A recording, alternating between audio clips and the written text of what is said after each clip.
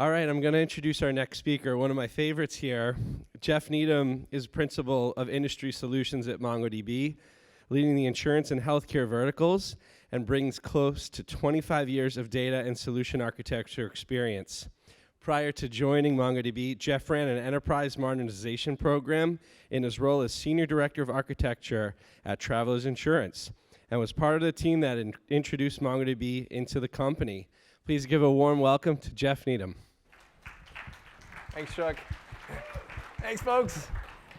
It's still raining outside, by the way, for any of you who haven't had a chance to go outside yet or look out the window. So thank you all for being here. I'm Jeff Needham. I've talked to a lot of you today already, but I have to say I feel extremely privileged to be up here in front of you all. My life changed so much for the better in 2017 when I found MongoDB. I spent since then as a customer with MongoDB, and in the last 2 years, I've actually been working for the company, but it is such a privilege to work for a company that has such a great product, but more importantly, with such great customers like yourselves. So we're going to talk a little bit about legacy modernization today. Impossible to do in 30 minutes, but we're going to prove that the impossible is possible today. Oh, by the way, if you want to scan that QR code right away and rate the session, just get that out of the way, maybe a 5, maybe a 4 and a 4.5. So how many of you work for large companies? Yeah, a fair amount, right? Well, if you think your company is large, the mission to the moon took some 400,000 people to make happen. Engineers, scientists, mathematicians, factory workers, building parts, assembling things. How many of you have ever had a product owner that's been maybe skeptical of your code? Probably a fair amount, right? Yeah, happens a lot, right? Well, if you're in the 1960s, and you're an astronaut, and you're sitting on top of this Saturn V rocket, the most powerful vehicle ever designed, that's going to blast you into outer space, hopefully into the right lunar trajectory, you're actually riding on top of a rocket ship that you can't control. And this rocket ship is actually the largest autonomous vehicle at the time. Something like 4,096 words of software was written to control the Saturn V rocket. The cones on the engines actually gimbaled, what they said. They kind of tilted. And there was software that could actually control the direction of the rocket, the speed of the rocket, the direction of the rocket, when each stage separated from one to the next. And it was governed by a software program written on a mainframe, loaded up onto the Saturn V instrument unit. And apparently the astronauts and the engineers had a moment where when the astronauts realized that they had zero control of the rocket once this thing took off, there was some negotiations that had to happen, apparently. But this thing is pretty amazing because once this thing took off from the launch pad, it was fully automated with a really small software program that controlled the direction of the rocket. And it's probably a good thing because on Apollo 12, Saturn V leaves the launch pad, gets hit by lightning twice, knocks out the controls for the astronauts in the command module completely. So thank God these guys are riding on an automated vehicle, right? A lot has changed since that Saturn V Apollo mission. I remember being in MongoDB World in Chicago in the middle of 2017 and seeing David Acheria speak. He mentioned 2 dates which I thought were really compelling. He mentions 1994 as when Netscape Navigator came to the world, was introduced into the world. And this is kind of the beginning of the .com revolution. And then 2007, he mentions, as being this really pivotal year. It's the year that AWS is generally available. It's the year that the Kindle goes live, Hadoop goes live. There's all these really big inventions. The iPhone is released. MongoDB is founded in 2007. So some 13 years after Netscape Navigator, we've got this mobile revolution occurring. I'm not going to use the P word. If you're wondering what that is, it's that thing that kept us all, most of us, home for a better part of 2 years. If you remember, there was a lot of podcasts, a lot of blogs, where they use this phrase, the genie is out of the bottle. You heard Sahir talk about a digital-first strategy. It's that P word, that moment, that global phenomenon that occurred in the last few years that really sort of galvanized and brought to the fore what it means to be digital first and what it means, really truly means for digital transformation. If you got to hear Hamza Akhtar's talk, my colleague on the industry solutions team, you heard him mention 4 capabilities. there's probably 1.5 billion articles on the internet written about digital transformation. He did a really great job of summarizing 4 digital capabilities that really, really summarize what digital transformation means, and that's IoT connectivity, automation,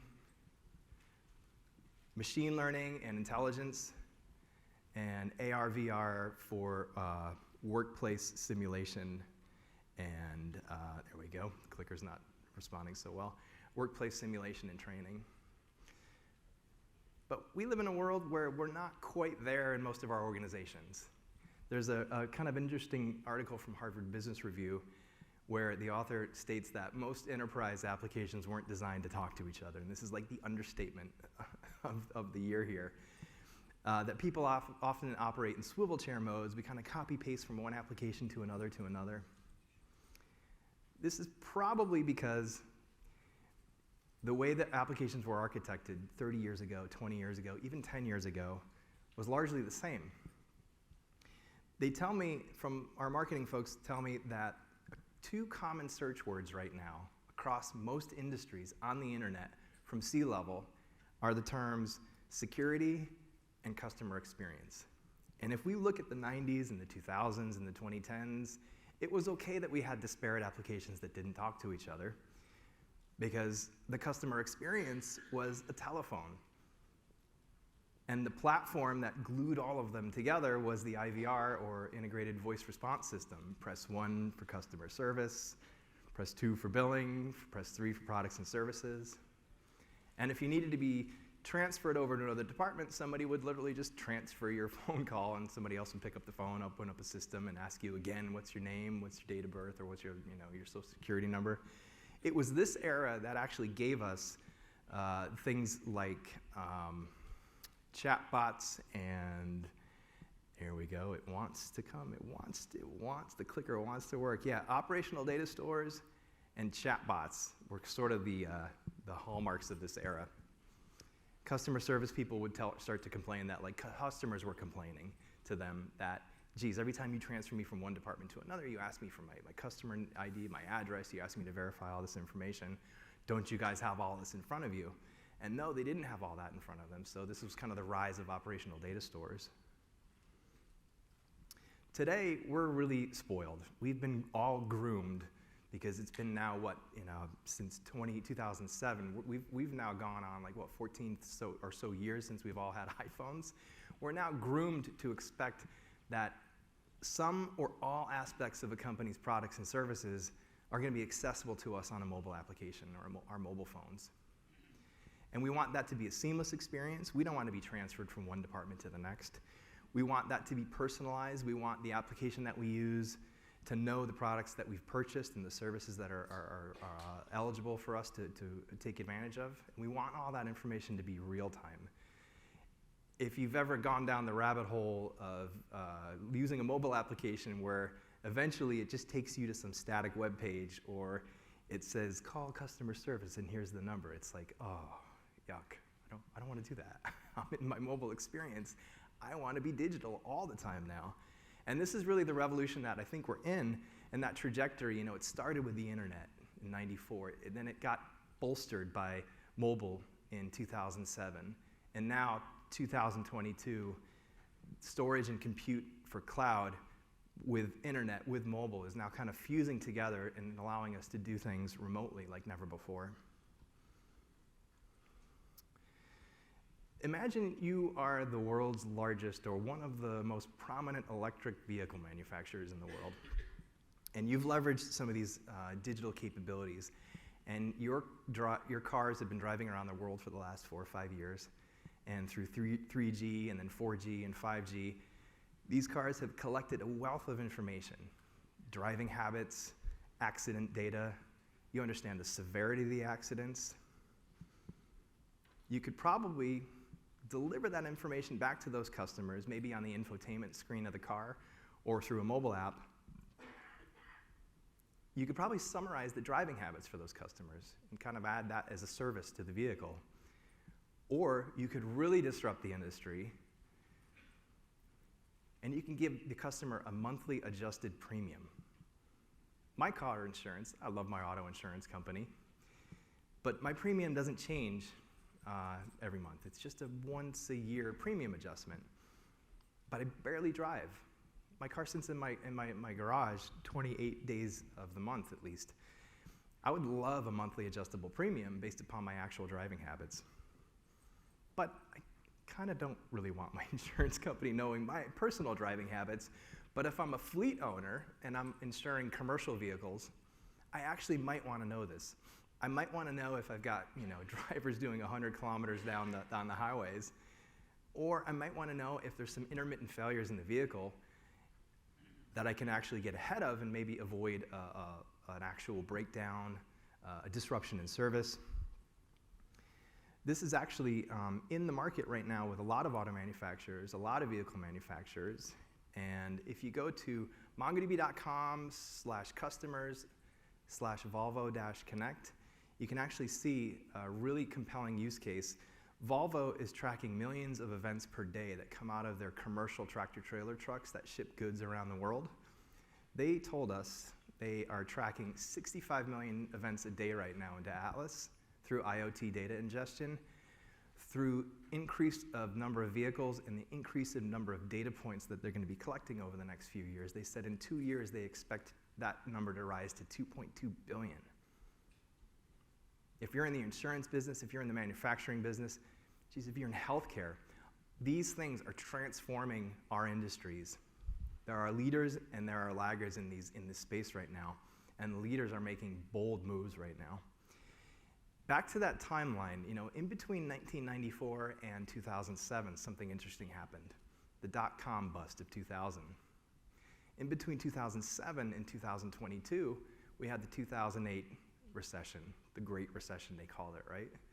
We're on the heels of unknown macroeconomic conditions right now. But one thing is constant. This digital engine, this drive of technology is constant, and all of us in the room are part of that, and we will still continue to be part of that. This clicker does not agree with me. There's another slide in my deck, I'm not done yet. So what we've really done here in this presentation is talked about the fact that the world is changing, that the customers and companies are embracing digital technologies.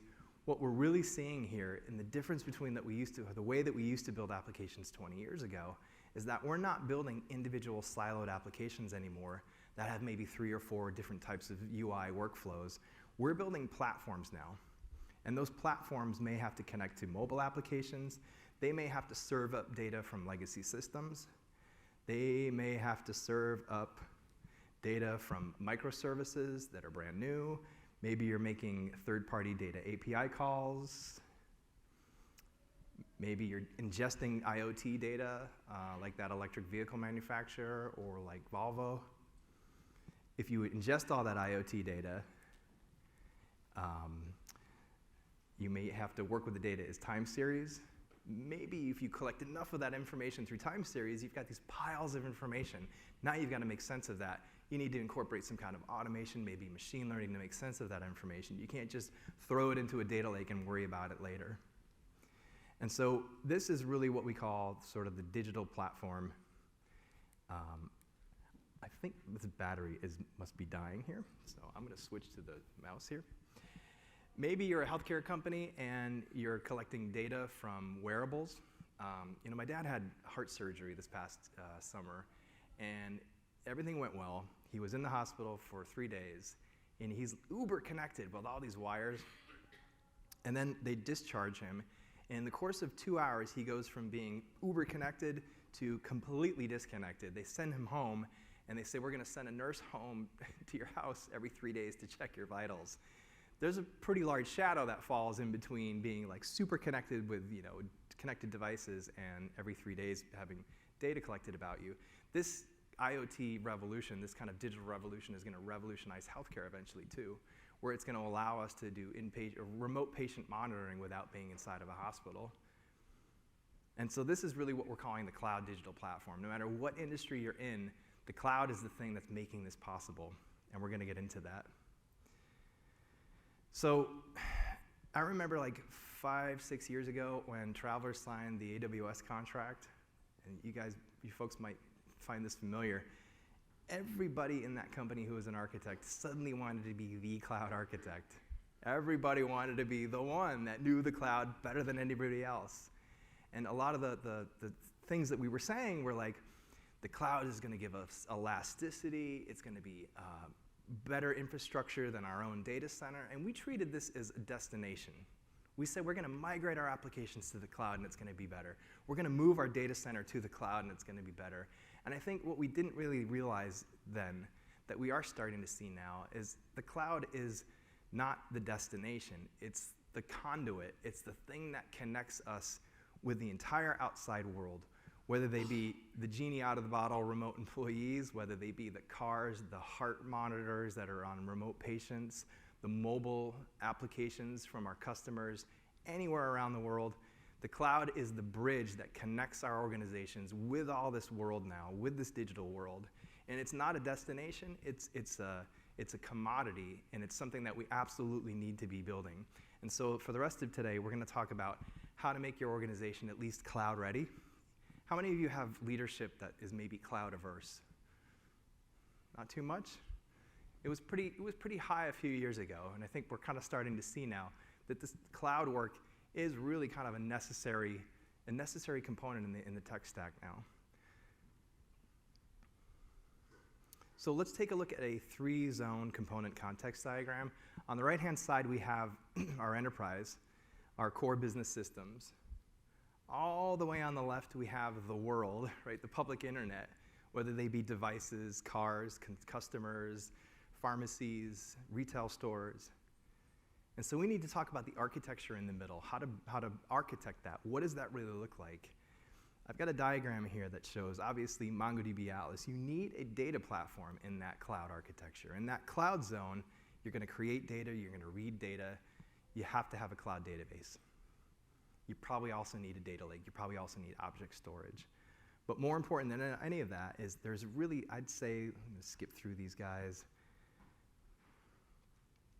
There's really 3. This diagram has 4, but I'd say there's really 3 core services that you'll be building when you build cloud architectures. You're going to need to build workflow and automation. You're going to need to build core business microservices. And you're going to need to build a 3rd category, which we were calling like search and cognitive. Maybe it's search, maybe it's AI, ML decisions once in a while. These 3 categories are what your cloud data platform is going to need to support. Before we get any further, let's have a conversation. If any of this is piquing your interest, or if you folks this is resonating with you folks and you want us to help you build, we can actually help you define a program, we can help you design a program, we can even help you execute that program. MongoDB is a little bit bigger than a startup now, but MongoDB gets to operate in still the same, very much same fashion as a startup, where every customer engagement is custom, every customer engagement is important to us, and we get to bring creativity to every single customer engagement. And that can be tapping into our partner network, that can be pulling in some of the best people that we have in the company to bring the best ideas to the fold for you, for your business challenges. So let's talk about how to bring your organization into this platform era. And there's that QR code again. If you want to rate the presentation so far, before we get to the end, you can rate me halfway through here if you'd like. So this is a practitioner's playbook, right? The title of the presentation. I've moved a lot of databases into MongoDB. I've moved a lot of host databases, distributed databases. In my experience, there's 3 core things that we really need to talk about, that we really need proficiency in to be successful in modernizing our legacy systems. And it's pretty straightforward, I think. We need to understand how we're going to move the data. We need to understand where we're going to move that data. And we need to understand how we can execute and scale a program within our own organization. I like to use the platform architecture example to illustrate how we're going to move the data. Yes, we need change data capture solutions. Yes, we need to be able to read the legacy data and move it somewhere.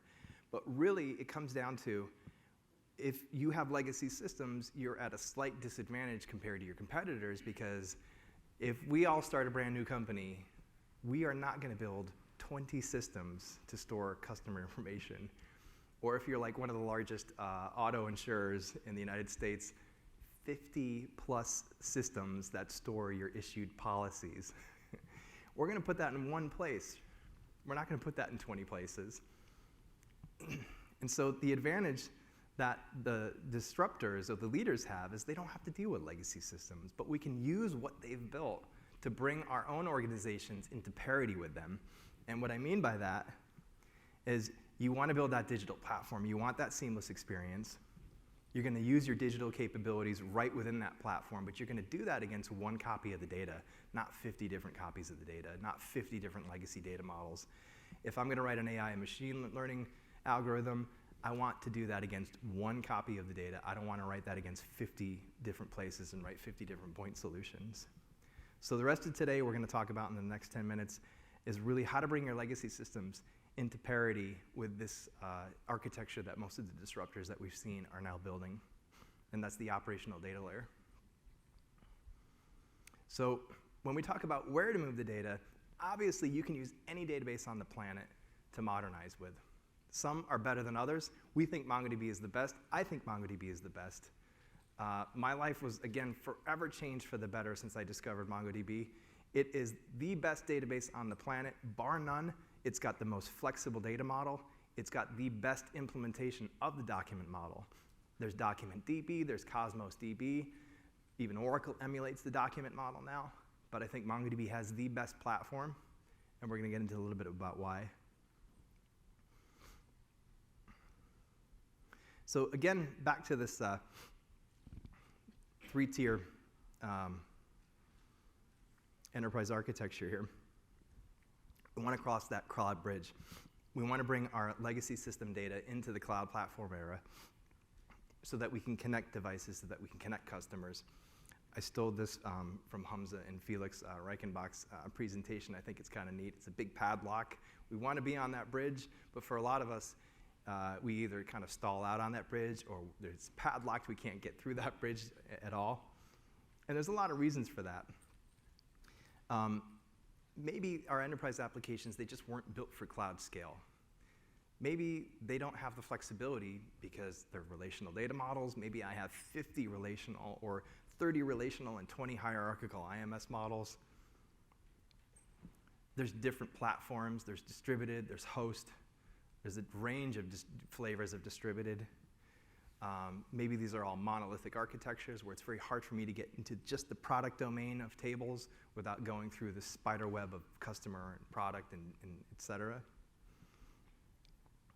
So what we really want to do is, this is the strategy that we implemented at Travelers, was begin to form these what we call bounded context teams, where you've got a single domain team, a single software delivery team that's going to own a particular domain, like let's say customer. And so when they start to decompose the legacy systems, I don't want that customer team to worry about product or billing.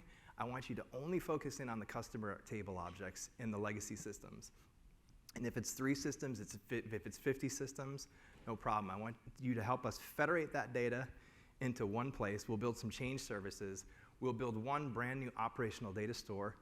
We can build that on-prem if you don't want to build in the cloud yet. If you can't build in the cloud yet, we can help you build cloud ready so that when you do migrate to the cloud, it's a lot easier. And that starts with an on-premises operational data store strategy that looks very much like this. When you are ready to move into the cloud, we'll use MongoSync. We'll use our sync services to help you keep a on-prem MongoDB instance in parity real time with an Atlas instance so that you can help you can slowly migrate your applications to the cloud if that's your intention. You can skip this altogether and just build all this in the cloud, by the way. And when we build this in MongoDB, we get to take advantage of some of the things that I think maybe you've heard today before, like the fact that MongoDB, no matter what programming language you're really using one set of common APIs against the database to access that data. If you're dealing with device data, if you're dealing with mobile phones or even embedded devices and edge gateways, MongoDB Realm can actually run on an edge gateway device itself. It can run on a mobile application. And these things, as Sahir mentioned, give you the conflict resolution. They give you the sync services back to the mothership without needing to program that. If you're dealing with a connected car, We can stream all that data in just like we do with Volvo Connect. We can ingest all that IoT data into MongoDB Atlas. We can leverage our data federation and data lake services to actually dollar out that data into S3 for you, or we can leverage Atlas Archive. We can age your data out gracefully into more cost-effective object storage. This strategy is the one that we built in Travelers. We built on premises first because we didn't have Atlas. But when it came time to move to Atlas, we used Mongo Mirror at the time, which is now much better with Mongo Sync, to migrate the data. But what it gave us is it gave us the ability to build one brand new pipeline into the data warehouse. So it didn't matter where the data came from legacy, or if it was a brand new application that we were building. This basically gave us one pipe into our data warehouse, so we could build brand new applications without breaking legacy ETL jobs. And by the way, this runs on AWS, it runs on Google Cloud, it runs on Azure. This is the power of the MongoDB platform in this cloud strategy.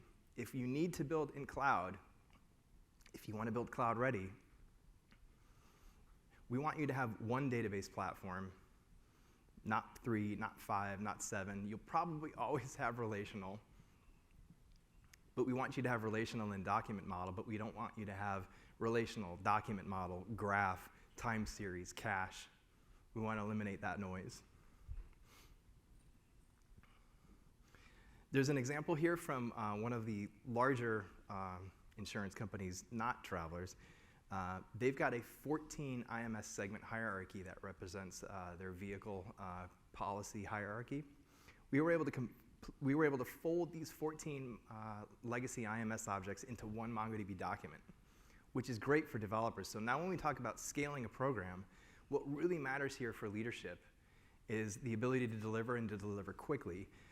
And that means the teams that are federating the data from legacy into MongoDB, they need to be fast. The teams that are building the APIs against the data and building the brand new business applications, they need to be fast. This whole operation needs to be quick because you need to deliver features quickly because your business product owners are going to demand results, and they're going to demand results pretty quickly, especially now in the digital age. And so here's a great example of if I'm a developer and I'm building an API against MongoDB, I've got one object that represents what would typically be 14 IMS objects. And then when you now multiply that by 55 actual or 50 different legacy systems with 50 different data models, the complexity really starts to add up. Another great thing here in MongoDB is the fact that you can iteratively design your schema. In the old days, we would get in a room in the old days, we would have a requirements analysis document. The BAs would go off and they would produce this volume of requirements. And we would use that to determine what the right data model was. We don't have that anymore. We get into a room with an agile product owner and a team, and there's a 2-sentence feature that as a product owner, I want to be able to do this, and I want to be able to do this, 2 things. And the name of the game is that the product owner and the business owner and the team, the agile delivery, the software team, we're going to discover the requirements in the room, and we're going to kind of incrementally uncover the data model.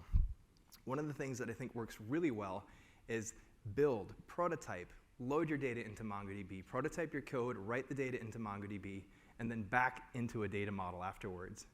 Don't try to do a data model up front. Let your teams run, and then reverse engineer with a tool like Accolade after the fact.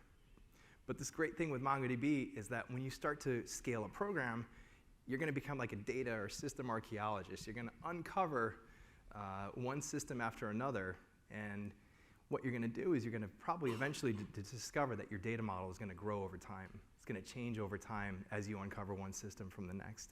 And the great thing about MongoDB is you can see what we have here. There's an array I have here called coverage.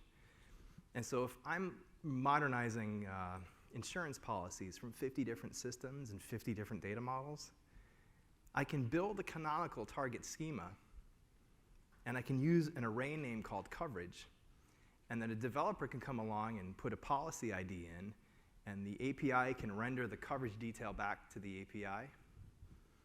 And I actually can use one data model, and I can preserve legacy uniqueness and rich legacy names, because I can put in that coverage array whatever I find in system 1. So in release 1, I can actually have this skeletal canonical data model that, that has a couple of different attributes for a life insurance policy.